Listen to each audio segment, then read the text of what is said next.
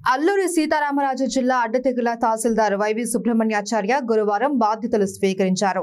ఉన్నతాధికారుల ఆదేశాల మేరకు అడ్డతెగుల తహసీల్దార్ గా బాధ్యతలు చేపట్టాము అన్నారు. ఈయన ఈస్ట్ గోదావరి దేవరపల్లి మండలం నుంచి వచ్చారు. తహసీల్దార్ ఆఫీస్ సిబ్బంది ఆయన్ను మర్యాదపూర్వకంగా కలిశారు.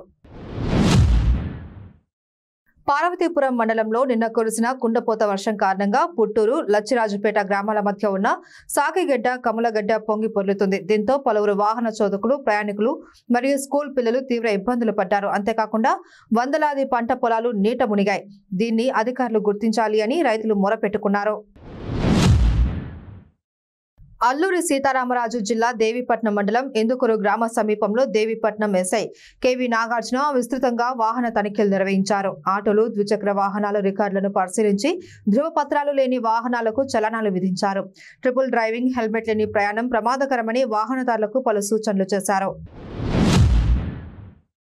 నంద్యాల మున్సిపల్ ఉద్యోగులు ముగ్గురుపై సస్పెన్షన్ వేటు పడింది. ఆర్వో కృష్ణ, ఆర్ఐ గులాం హుసేన్, సచివాలయ అడ్మిన్ సుధాకర్ పై వేటు వేశారు.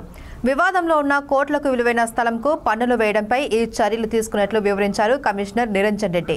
కొన్నేళ్లుగా కోర్టులో న్యాయశాఖ మంత్రి ఫరూక్ కుటుంబీకులకు ఇతరులకు మధ్య వివాదం కొనసాగుతుంది. ఇదిలా ఉండగానే ఫరూక్ కి వ్యతిరేకంగా పన్నులు ఇతరులకు వేయడంతోనే ఈ చర్యలు తీసుకున్నట్లు చర్చ నడుస్తోంది. ఆదిలాబాద్ జిల్లా మత్మజ్యోతిబా ఫూలే జైనాథ్ 10వ తరగతి విద్యార్థులు స్కూల్ ప్రిన్సిపల్ సంగీత వేధింపులకు గురి చేస్తున్నదని రోడ్డుపై ఆందోళనకు దిగారు. ఉదయం 3 గంటలకు స్కూల్ గోడ దూకి దాదాపు 46 మంది విద్యార్థులు ప్రిన్సిపల్ను వెంటనే సస్పెండ్ చేయాలి అని, లేదంటే మేమంతా స్కూల్కు వెళ్లము అని ఆదిలాబాద్ 2 టౌన్ పోలీస్ స్టేషన్ వద్ద బీస్మించుకు కూర్చున్నారు. వస్తువులపై నిలదీస్తే టార్గెట్ చేస్తుందని అన్నారు. ప్రభుత్వ హాస్టళ్లను రంపచోడవరం సీఐ ఆర్జే రవికుమార్ గురువారం ఆకస్మిక తనిఖీ చేశారు. రంపచోడవరంలోని కస్తూరిబా స్కూల్, కాలేజ్, ఇర్లపల్లి బాలికల ఆశ్రమ పాఠశాలలోని హాస్టళ్లను తనిఖీ నిర్వహించి వంటగదులు, వాటర్ ట్యాంకులు, విద్యార్థుల కోసం తయారు చేసిన ఆహార పదార్థాలను పరిశీలించారు. విద్యార్థులకు నాణ్యమైన ఆహారం అందించాలి అని సూచించారు. విజయనగరం జిల్లా సమాచార పౌర సంబంధాల శాఖాధికారి వారి నూతన కార్యాలయాన్ని కలెక్టరేట్ ప్రాంగణంలో జిల్లా కలెక్టర్ డాక్టర్ బిఆర్ అంబేద్కర్ గురువారం ప్రారంభించారు.